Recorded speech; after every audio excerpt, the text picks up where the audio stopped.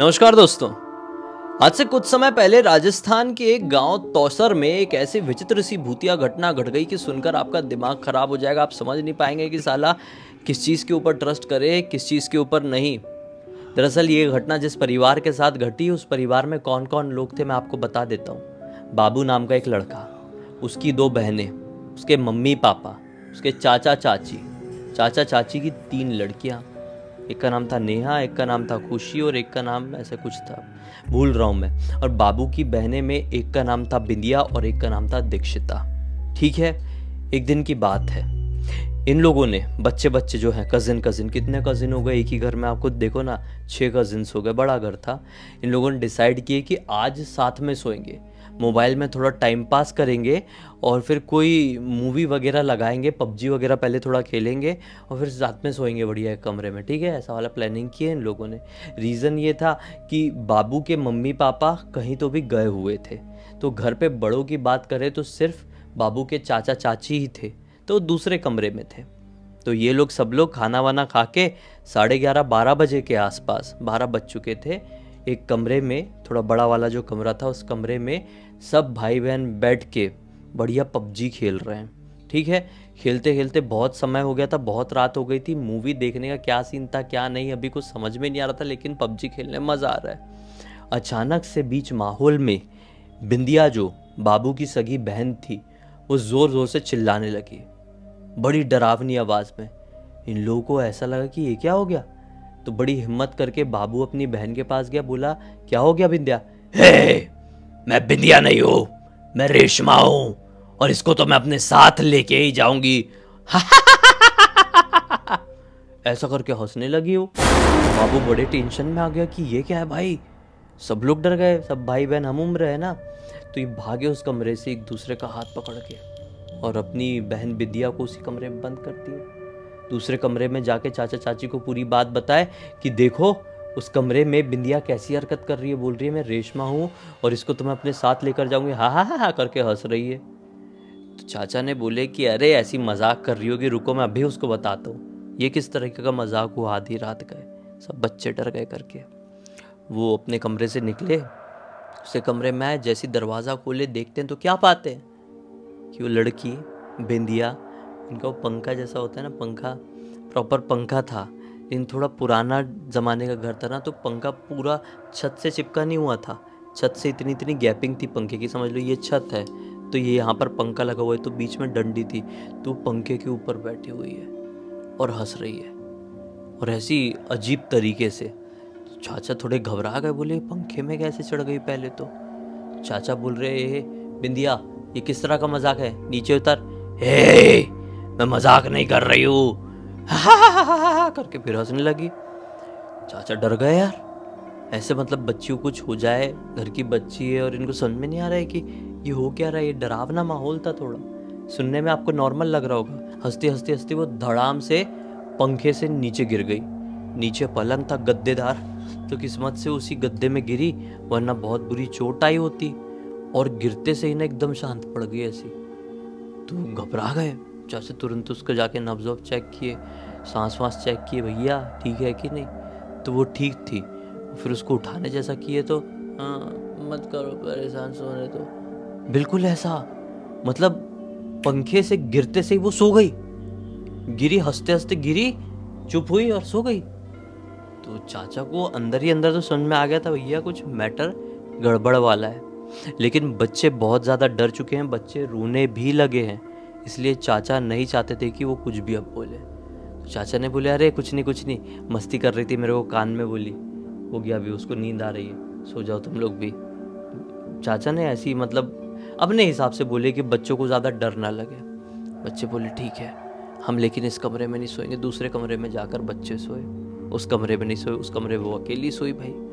अब अगला दिन निकला और सारे बच्चे अपने स्कूल चले गए। सीन ये था कि अभी कोई भी बिंदिया से ठीक से बात नहीं कर रहा था, उससे दूर रह रहे थे पूरे 5 बच्चे। तो बिंदिया ने फाइनली बोल भी दी कि अरे तुम लोग मेरे से इतना दूर क्यों रह रहे हो, मैंने कुछ कर दी हूँ क्या, तुम लोगों का कुछ बिगाड़ दी हूँ क्या? तो इन लोगों ने कुछ नहीं बोले। इन लोगों को बड़ी हैरानी हुई कि मतलब चाचा ने तो ऐसा बोले थे कि बिंदिया ने उनको बोली है मैं मजाक कर रही हूँ, इन लोगों को डरा रही हूँ, और ये हमसे इतना सीरियस होकर ऐसा कैसे पूछ रही है। तो इनके दिमाग में तो था कि कहीं बिंदिया को कुछ हो तो नहीं गया है, भूत वूत तो नहीं लग गया है। भाई आजकल भूत लगना वगना सबको समझता है कि नहीं। आजकल फिल्में सीरियल्स इतने ज़्यादा एडवांस हो गए हैं, इंटरनेट इतना ज़्यादा एडवांस हो गया है, यूट्यूब में इतने ढेर सारे वीडियोज़ आने लगे, तो सबको समझता है कि भूत वूत लगना क्या होता है। तो ये लोगों ने उस समय बिंदिया को कुछ तो नहीं बोले, लेकिन चाचा को जाके बोले कि चाचा ये ऐसा हमको बोल रही थी, सब ठीक है कि नहीं। चाचा ने बोले हाँ बच्चों ठीक है, वो तुम लोग की खाली गेम ले रही है, मैं उसको समझाता हूँ आज अकेले में कि मजाक करने की भी एक हद होती है, मालूम है सबसे बड़ी तू है तो अपने छोटे भाई बहनों को ऐसे डराते नहीं है, मैं समझाता हूँ उसको। और चाचा ने भी फिर पता नहीं उससे कुछ बात की है कि नहीं की है, क्योंकि चाचा को तो पता था कुछ गड़बड़ है। चाचा ने घर पे थोड़ा हवन पूजन कर दिए, पूजा पाठ थोड़ा सा बड़ी मात्रा में आज शाम को कर दिए, और उसका व्यवहार आज रात में पूरा नॉर्मल रहा, अगली रात भी पूरा नॉर्मल रहा। आने वाले 4-5 दिन तक बिंदिया पूरी तरीके से नॉर्मल रही, और उस दिन के माहौल को लगभग सभी लोगों ने भुला से दिए। अब घर में बिंदिया और बाबू के जो मम्मी पापा गए हुए थे वो घर पे वापस आ गए हैं, माहौल सब बढ़िया नॉर्मल वाला है। अभी आए हुए भी मम्मी पापा को आए हुए भी 2-3 दिन हो चुके हैं। रात की बात है तो 3 दिन बाद आधी रात में 2:30 बजे के आसपास बाबू को प्यास लगती, वो अपने कमरे में सो रहा था, प्यास लगी तो वो उठा और किचन की तरफ बढ़ा। घर की सारी लाइट्स बंद है, बिल्कुल गुप्त अंधेरा है घर में। वो किचन तरफ जैसे ही नींद में आँख बंद किए पहुँच रहा हूँ, आँख खोलना नहीं चाहता था। ऐसा बहुत लोग करते हैं, आप भी करते होंगे, मैं भी करता हूँ कि जब हम बहुत गहरी नींद में होते हैं, अच्छी नींद में होते हैं, अचानक से प्यास लग जाए, वॉशरूम जाना हो, तो हम अपनी आँख नहीं खोलते, अंदाजे से बस जाते हैं पानी वानी पीने के लिए। तो अंदाजे से किचन की तरफ जाता कि पूरी आँख नहीं खोलूँ, नींद डिस्टर्ब नहीं होगी। जैसे वो किचन के दरवाजे के पास पहुँचा तो क्या पाता है कि साला किचन के अंदर से कुछ तो भी कुटुर कुटुर कुटुर कुटुर करने की आवाज़ सुनाई दी। तो इस कुटुर कुटुर की वजह से इसने आंखें खोल लिया। किचन के अंदर अब तक ये घुस चुका था। जैसे ये कुटुर कुटुर की वजह से अपनी आंखें खोला है, अपने जस्ट सामने वो जो गैस चूल्हा रखने का प्लेटफॉर्म होता है ना, जहाँ पे पानी का फिल्टर भी रखा हुआ था, क्या दिखता है? पानी के फिल्टर के एग्जैक्टली बाजू में, इसके एग्जैक्टली मुंह के सामने, मतलब इसकी बहन बिंदिया बैठी हुई है, और एक इतना बड़ा चूहा भाई लिटरली उसको दांत से कटर कटर करके खा रही, उसकी हड्डी दबा रही थी। इनके घर पे हर एक शख्स पूरी तरीके से वेजिटेरियन था। इनके घर में किसी भी सदस्य ने अंडे को हाथ तक भी नहीं लगाया था, अंडे तक को हाथ नहीं लगाया था, और ये कच्चा चूहा खा रही थी। इसने बहुत जोर से चीखा और भी हे करके ऐसा आधा खाया हुआ ही चूहा लेके इसके पीछे के पीछे भागी, और ये भी चिल्लाता हुआ भागा, और अपने कमरे में दरवाज़ा बंद। सबकी नींद खुल गई, अरे क्या हो गया करके सब जागे जैसे ही, तो ये सबके सामने चूहा लेके मार दूंगी, इसके जैसे तुम लोगों को भी मार दूंगी, ऐसा कर रही है बिंदिया। तो अब सबको समझ में आ गया कि मामला क्या है, बिंदिया को हुआ क्या है, सबको क्लियर हो गया। और रातों रात बिंदिया के पापा तो घर पे आ गए थे। वो अपने भाई को यानी कि बिंदिया के चाचा को लेकर सीधे भागे कोई पुजारी जी के घर पे। बहुत बूढ़े पुजारी जी, उम्र इनकी 100 साल के ऊपर की, बहुत बूढ़े थे। उनके घर गए और उनको सारी बात बताए कि ऐसा ऐसा हो रहा है हमारे घर पे, अब चलिए। तो बेचारे बूढ़े आदमी इतनी रात गए, सोचो बहुत रात हो गई थी, 3 बजे के आसपास का समय हो गया था। वो जैसे तैसे करके बाहर निकले हैं, इनके साथ गाड़ी में सवार हुए, घर पर आए हैं। और घर पर आते से ही सब लोगों ने, मतलब घर पे बहुत सारे लोग हैं ना, तो सब लोगों ने उसको एक कमरे में बंद कर दिया और वहाँ पे पलंग से बांध दिए उसके पैर। और वो पैर से बंधी हुई है, लेकिन हाथ बात में जो आ रहा है सब उठा के फेंक रही है। पुजारी जी अंदर उस कमरे में घुसे, बाबा जी हैं, वो तांत्रिक है एक तरीके से, और उसके ऊपर गंगा जल डाल के सीधे हनुमान चालीसा पढ़ना शुरू कर दिए। हनुमान चालीसा के ख़त्म होते होते तक वो पूरी तरीके से शांत हो गई थी। उसकी बॉडी पूरी बिल्कुल नॉर्मल सी पड़ गई थी और ऐसा कि बेहोश हो गई है। लेकिन बाबा जी ने बोले कि हनुमान चालीसा की शक्ति की वजह से इस बच्ची के अंदर जो कुछ भी था वो सिर्फ कुछ देर के लिए छिपा है, कहीं वो वापस आएगा। इसके लिए हमें एक बड़ा अनुष्ठान करना पड़ेगा। पूरी रात आप मेरे साथ कुछ मंत्र हैं वो दोहराएंगे। इसी कमरे में बैठ के बच्ची के आसपास बैठ के घेरा बनाइए और मंत्र पढ़िए। फिर सुबह होगी, कुछ सामग्रियाँ रहेगी पूजा की, वो लेकर आना और फिर हम पूरी घर की शुद्धिकरण के साथ एक बड़ी पूजा करेंगे। जब सब ठीक होगी सारी चीज़ें, फिर बस सब लोग बैठे बच्ची के आसपास घेरा लगाकर बाबा जी के पीछे पीछे मंत्र पढ़ना शुरू किए हैं नॉन स्टॉप सुबह तक।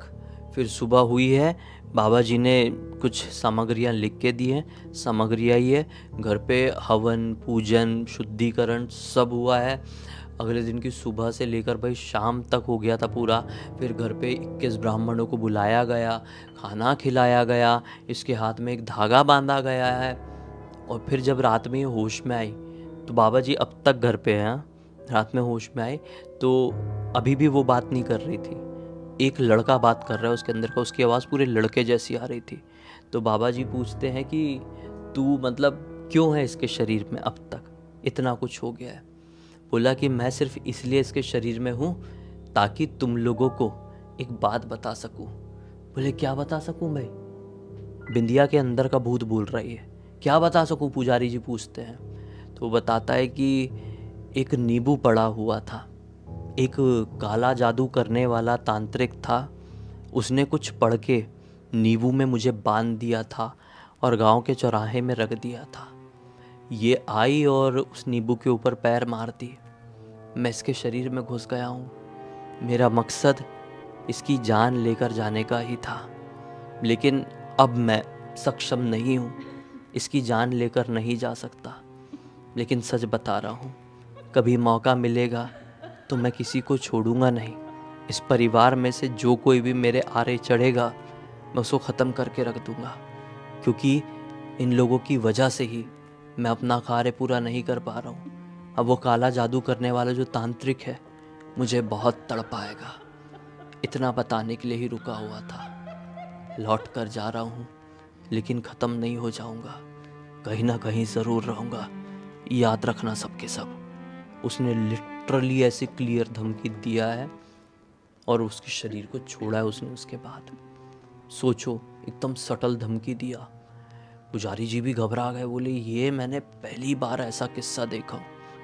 इतनी झाड़ फूक किया, इतने उतारे किया, इतनी प्रेतात्माओं से पल्ले पड़े हैं मेरे, लेकिन इस लेवल का कोई नहीं मिला जो ऐसी साफ मुंह पे धमकी दे के गया। घर पे इतनी बड़ी पूजा, हवन पूजन सब हो गया, लेकिन वो गया नहीं था, बोल के गया है।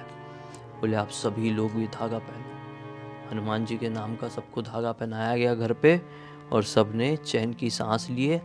और अभी भी कहीं पे भी जाते हैं तो बार बार भाई नीचे देख के चलते हैं, कुछ गिरा पड़ा ना मिल जाए, कुछ मीठा खा के हम घर से बाहर ना निकले, इत्र लगा के ना निकले।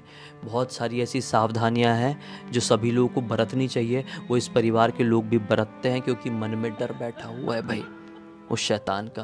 पहले वो रेशमा का भूत इसके अंदर था, फिर वो एक लड़के का भूत था।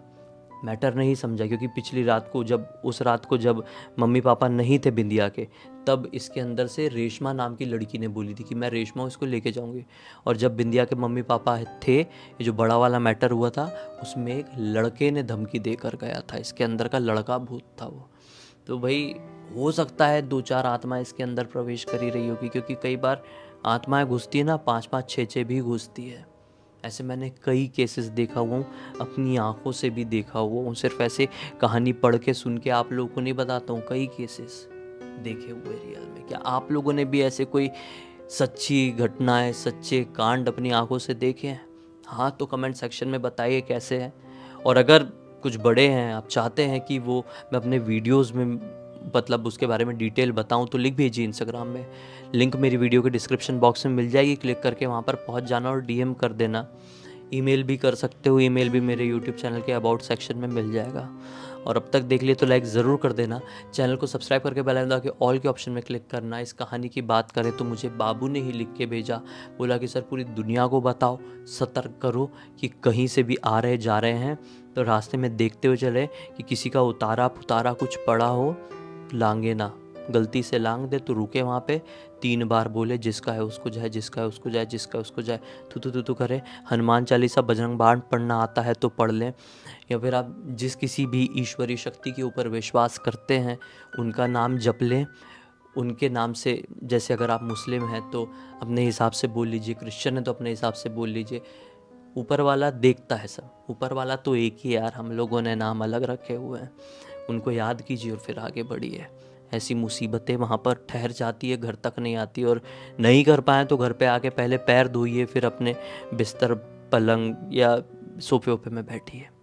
खैर बस अब इस वीडियो को यहीं पे अंत करते हैं, कल फिर से मिलते हैं। तब तक के लिए बहुत बहुत धन्यवाद। आपका दिन शुभ हो।